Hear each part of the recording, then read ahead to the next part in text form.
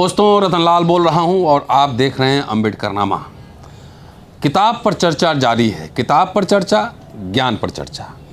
और हमारे साथ आज वरिष्ठ पत्रकार, संपादक, लेखक और प्रकाशक अनिल चमड़िया साहब शामिल हैं इस प्रोग्राम में। और इनकी एक किताब आई है, दलित नज़र में मीडिया।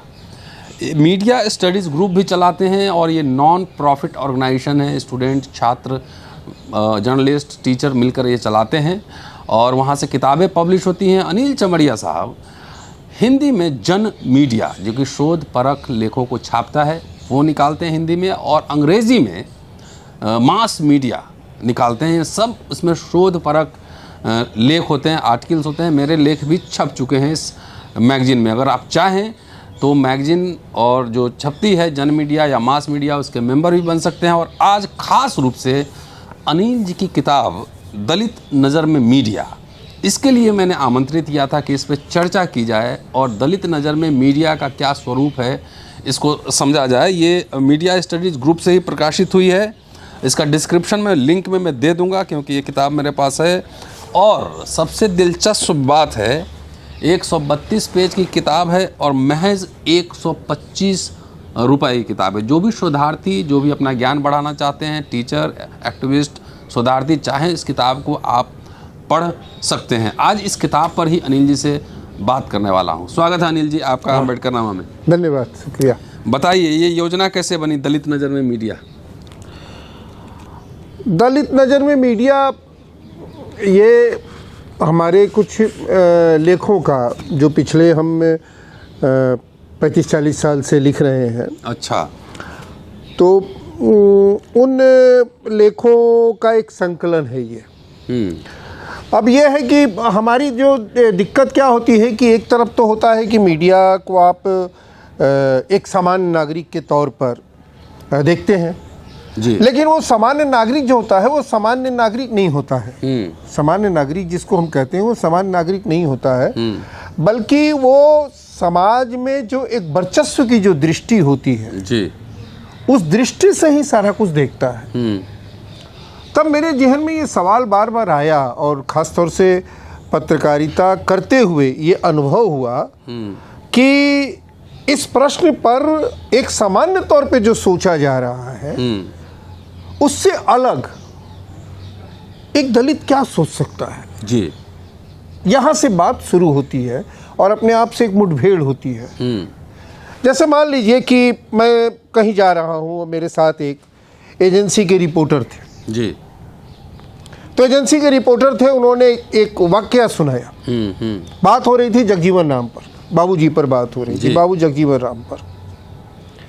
तो उन्होंने कहा कि बताइए ये कैसे नेता है, दलित नेता है, और ये एक बार मुझे दलित नेता कहने पे डांट दिया इन्होंने। और जब इनको प्राइम मिनिस्टर नहीं बनाया गया 77 के बाद, यानी 1977 में जनता पार्टी की सरकार के, जनता पार्टी के जीत के बाद, तो इन्होंने ये कहा, बाबूजी ने ये कहा कि मुझे प्रधानमंत्री इसलिए नहीं बनाया गया क्योंकि मैं हरिजन हूँ। उस समय हरिजन बोलने का ही प्रचलन ज़्यादा था। दलित तो बाद में आया। दलित तो बाद में आया, प्रचलन में आया बाद में। तो अब वो बड़े एजेंसी, एक न्यूज़ एजेंसी के और बहुत ही प्रमुख पदों पे लंबे समय तक रहने वाला एक व्यक्ति मुझसे बात कर रहा है। अब मैं कैसे इस पर रिएक्ट करूं?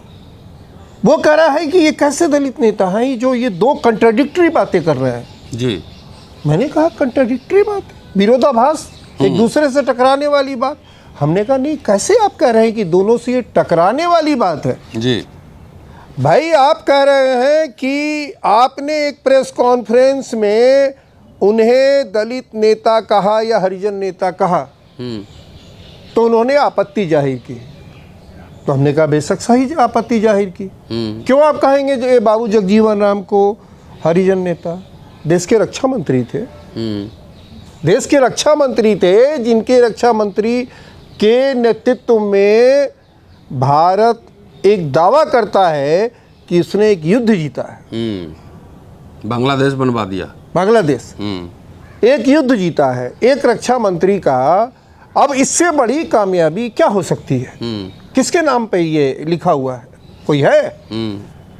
फिर आप और भी जितने भी उनके मंत्रालय हुए हैं, क्या वो दलितों के मंत्रालय थे, दलित थे, या हरिजनों के मंत्रालय थे? वो देश के मंत्रालय थे। और आज भी आप उनको इतने लंबे समय के बाद संबोधित कर रहे हैं हरिजन नेता। तो क्या आप और किसी नेता को किसी जाति सूचक विशेषण से आप संबोधित करते हैं कि आप ये नेता हैं, आप वो नेता हैं? नहीं करते हैं। नंबर 2 बात, अब ये दूसरी बात ये जो कह रहे हैं कि हरिजन होने की वजह से मुझे प्राइम मिनिस्टर नहीं बनेगा, तो हमने कहा बेशक यही बात है, इसमें अंतर कहाँ है? गलत क्या है? कॉन्ट्रडिक्शन नहीं है। कॉन्ट्रडिक्शन कहाँ है? तो मैं ये कह रहा हूँ कि दरअसल ये क्या होता है कि जब आप एक समाज में जो वंचित हिस्सा है, बहुजन हिस्सा है, शूद्र जिसको आप कहते रहे हैं, अगर उसके नज़रिए से इस पूरे मीडिया को आप देखना चाहते हैं तो फिर आपको इस किताब के लेखों से जाना पड़ेगा। इसमें यही बारीकी से हम लोगों ने स्टडी की है, मतलब हमने ये लिखा है, डेवलप किया है। हाँ, डेवलप किया है। मतलब ये समझिए कि देखिए, इसमें हम एक अलग से कोई संकलन ना करके किताब लिखते तो शायद वो बात नहीं बनती। इसमें संकलन इसलिए कि छोटी छोटी टिप्पणियों के जरिए, आप छोटी छोटी घटनाओं के जरिए आप इस बात को समझ सकते हैं कि आपकी जो दृष्टि है या आपका जो रिश्ता बनता है इस मीडिया के साथ, उसकी सीमा यही है, उससे ज़्यादा की सीमा में आप नहीं जा सकते जी। ये इसकी खास बात यही है जी। हाँ, इसमें एक तो भूमिका आपने डाला है, मेरा भी इतिहास सुनो। हाँ, और इसके अलावा ये किताब 3 खंडों में है, और 3 खंड के जो सेगमेंट्स हैं उसका नाम मैं पढ़ देता हूँ, और तीनों सेगमेंट पे थोड़ा थोड़ा सा हाँ, टिप्पणी बिल्कुल मैं चाहूँगा। हाँ। कि मीडिया में प्रतिनिधित्व की बहस के आयाम, पहला सेगमेंट। दूसरा सेगमेंट है कि मीडिया की दलित विरोधी नज़र के नमूने, और तीसरा सेगमेंट है मीडिया की अनदेखी। और ये 3 सेगमेंट है। और एक बात और बता दूं कि 2006 में एक मीडिया का सर्वे आया था, चौथा पन्ना। हाँ, हम लोगों ने किया था। आप लोगों ने किया था, योगेंद्र यादव थे आप, हाँ, और जितेंद्र जी, हाँ, जितेंद्र कुमार थे। हाँ। इन्होंने एक सर्वे किया था कि ढूंढो कहाँ है दलित मेन स्ट्रीम मीडिया में, ढूंढते रह जाओ। हाँ, पूरा नेशनल मीडिया में। वो जितने भी देश के बड़े संस्थान हैं, उसमें जितनी समाचार एजेंसी है, टेलीविज़न चैनल हैं, अखबार हैं, उन सारी जगहों को मिला के हम लोगों ने एक स्टडी की थी कि ऊपर के जो पोस्ट हैं, जो महत्वपूर्ण पद हैं, जो कि मीडिया किसी कंपनी को या हाउस को चलाते हैं, उनमें किस तरह के लोग हैं। यानी उसमें पहला सेगमेंट उसी से जुड़ा हुआ। हाँ, उसमें जो रिप्रेजेंटेशन के पहलू को लेकर, यानी प्रतिनिधित्व के पहलू को लेकर मीडिया में जो बहस अब तक चलती रही है, उसको हमने करीब 10-11 होंगे उसमें जो एस्पेक्ट हैं, उसके जो पहलू हैं, उस पर 14 लेख हैं। तो 14 को हमने अलग अलग करके फिर उसको हमने उस पे अपनी बात लिखी है, अपना एनालिसिस। इसमें सरकारी टीवी चैनल भी है, लोकसभा टीवी में जैसे कि मान लीजिए कि नहीं है, आप कहते हैं कि आरक्षण मिलना चाहिए, आरक्षण होना चाहिए, प्रतिनिधित्व होना चाहिए। पार्लियामेंट जिसमें कि आप कानून बनाते हैं, कानून पास करते हैं, वहाँ के टीवी में आरक्षण नहीं है, वहाँ प्रतिनिधित्व नहीं है, उसका कोई गारंटी नहीं है। राज्यसभा में नहीं है। इस पर हमने RTI लगाया, हमने सबको चिट्ठी लिखी, यहाँ तक कि जो स्पीकर थी हमारी मीरा कुमार, आपकी सांसद भी रही हैं, सांसद भी रही, हमारी सासाराम की सांसद भी रही हैं, जहाँ की मेरी पैदाइश है। वहाँ की सांसद को मैंने, स्पीकर को चिट्ठी लिखी कि भाई कम से कम आप तो इस बात पर गौर कीजिए, आप तो नहीं, मतलब आप गौर कीजिए, आप तो, मैं जोर इसलिए दे रहा हूँ कि आप अपेक्षा ज़्यादा कर रहे हैं, लेकिन आप तो हटा लीजिए शब्द, तो आप कम से कम इस पर ये गौर कीजिए, दूसरे लोगों ने नहीं किया है कि यहाँ पर प्रतिनिधित्व सुनिश्चित हो। तो वो सारी चीज़ जानकारी इसमें हमने जो मिली लोकसभा से, राज्यसभा से, या उनको जो पत्र लिखा, वो हमने इसमें दिया है। मतलब पहला सेगमेंट इसी को डील करता है, इसी को प्रतिनिधित्व। हाँ, 14। दूसरा सेगमेंट बड़ा महत्वपूर्ण है, एक आध लेख मैंने लिखा था, 2 लेख आपके यहाँ छपा मेरा। हाँ, जी। हाँ, दूसरा सेगमेंट बड़ा महत्वपूर्ण है और ये सुनना चाहिए कि मीडिया की दलित विरोधी नज़र के नमूने, कि मीडिया कैसे आपको प्रोजेक्ट करता है, दलित विरोध के स्वर को प्रत्यक्ष अप्रत्यक्ष रूप से कैसे आवाज देता है, उसके नमूने हैं इसमें। हाँ हाँ बिल्कुल बिल्कुल बिल्कुल पर्सन के रूप में हो, चाहे जर्नलिस्ट के रूप में हो, हाँ चाहे किसी वो ज्यादातर तो ये है कि कार्यक्रमों को हमने ये देखा या लेखों को देखा या अखबारों की स्टडी जो की हमने, तो उस पर हमने इसको बेस करके लिखा है। ठीक है। तो जैसे मान लीजिए कि अभी ये लेख उस पे नहीं है, लेकिन इसको समझने के लिए मैं बता रहा हूँ कि जैसे 2 अप्रैल 2018 की जो भारत बंद का जो घटना है, ऐतिहासिक घटना है, उस दिन क्या हुआ? उस दिन बंद होगा सक्सेस, लेकिन एक शब्द तमाम टीवी चैनल्स ने चलाए, इंक्लूडिंग एनडीटीवी, जिसको कि बहुत सारे लोग बहुजन समाज का बड़ा हिस्सा देखता है, डेमोक्रेटिक मान के और प्रोग्रेसिव मान के। लेकिन उस दिन हमने तमाम चैनलों के जो एंकर्स थे उन्होंने जो कुछ भी बोला था उसकी स्क्रिप्ट उसकी एक स्क्रिप्ट तैयार करवाई, जो अपनी पत्रिका में हम लोगों ने छापा। और हम लोगों ने लिखा कि उस दिन दलित हिंसा जो कहा गया वो वास्तव में प्रोजेक्टेड था। ये बाद में बात साबित भी हुई, लेकिन ये कहने से कोई भी नहीं बचा।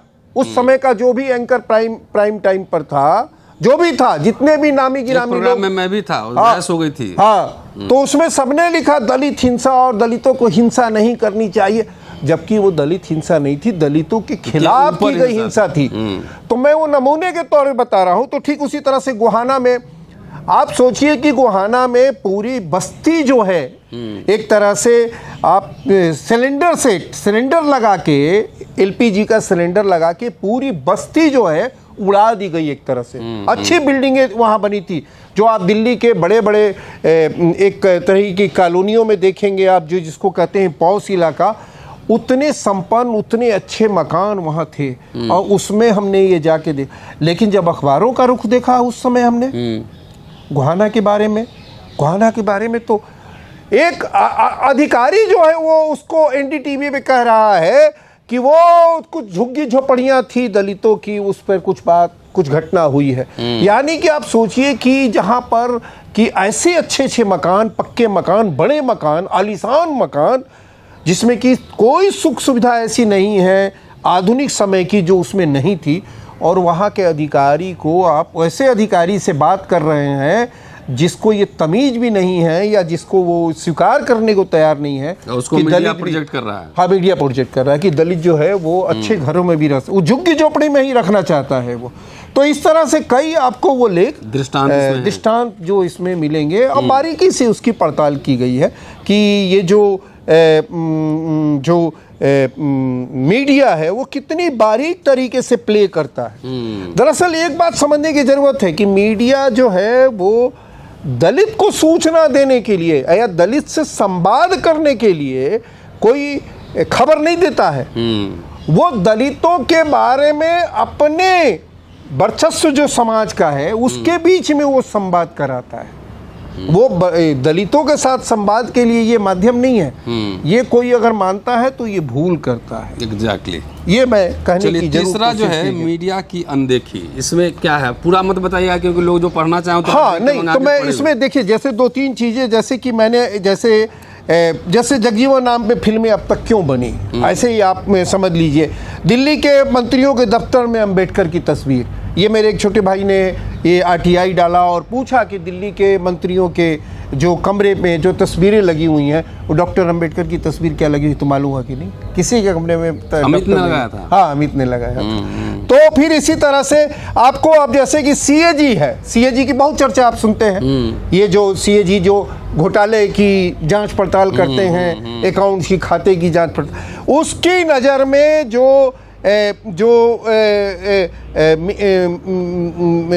जो दलितों से संबंधित जो इशूज हैं उसके बारे में ये सीएजी जो है वो किस तरीके से चीज़ों को देखता है, ये बहुत ही दिलचस्प अपने आप में अपने तरह का ये अकेला लेख मिलेगा आपको कि सीएजी की नज़र मीडिया को मोतियाबिंद।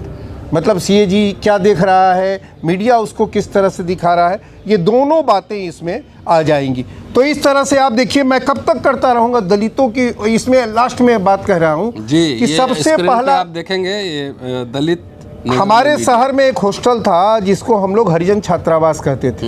हर शहर में हरिजन छात्रावास होता था और वहाँ अक्सर हम लोग वहीं रहते, मतलब एक तरह से दिन रात हम लोग का वहीं गुजरता था। एकदम आप समझिए कि वो इतना टूटा फूटा, इतनी बुरी स्थिति में, वो जिले का इकलौता था, जिला हेडक्वार्टर था, लेकिन वहाँ पर खाना बनाने के लिए भी कोई एक ऐसा इंतजाम नहीं था कि बच्चे अपना खाना भी बना सके। आज भी बदतर स्थिति है। टॉयलेट, और इस तो बात भूल ही जाइए कि दलितों को टॉयलेट की भी जरूरत होती है। तो मान के चलते हैं जैसे दलितों को तो टॉयलेट की जरूरत ही नहीं होती है। दलित तो कहीं भी कुछ भी कर बैठ सकता है और कहीं भी वो, मतलब उसकी वर्णन नहीं किया जा सकता है। तो मैंने वहाँ से शुरू किया था लिखना, एक तरह से आप कहिए कि रिपोर्टिंग मैंने वहीं से शुरू की थी। और मैं ये सोच रहा था कि मुझे फिर बाद में रिपोर्टिंग करने का जब आया तो मुझे फिर ये मौका आया, इतने लगभग 35-36 साल के बाद भी फिर एक दलित हॉस्टल की रिपोर्टिंग मुझे करनी पड़ी। तो मैंने कहा मैं कब तक ये दलित हॉस्टल की रिपोर्टिंग करता रहूँगा। मतलब आप समझिए कि ये हॉस्टल की जो ये बात बनी हुई है वो आज तक बरकरार है और मीडिया में कहीं कोई चर्चा इसकी नहीं करती है, अनटिल अनलेस कि आप कोई पहल करके ना चर्चा। इस तरह से वो ये पूरा सेगमेंट चलिए है। तो ये किताब है, मैं डिस्क्रिप्शन में डाल दूंगा। महज 125 रुपये की किताब है जी। अमेजन पे भी है? अमेजन पे तो नहीं है ये, हाँ मीडिया स्टडीज ग्रुप की वेबसाइट पर है, और जिसको कि आप वेबसाइट भी चलाते हैं मीडिया स्टडीज ग्रुप उसमें सब कुछ मिलेगी, सामग्री और मिलेगी। आपके नाम से भी है? नहीं, हमारा तो वो है वेबसाइट है anilchamadia.com जो है वो हमारी वेबसाइट है, जो मेरी अपने पर्सनल जो लिखे हुए चीज़ें हैं व्यक्तिगत, उसमें बहुत सारी चीज़ें उसमें डाली हुई हैं। चलिए ये जो है मीडिया स्टडीज ग्रुप का जो वेबसाइट है उस पर आप कोई भी ऑर्डर किताब की दे सकता है और वहाँ से वो लोग मंगाते हैं और चलिए मैं डिस्क्रिप्शन डाल दूंगा। और पूरा वीडियो सुनिए, शेयर करते रहिए और सब्सक्राइब करते रहिए। शुक्रिया, जय भीम।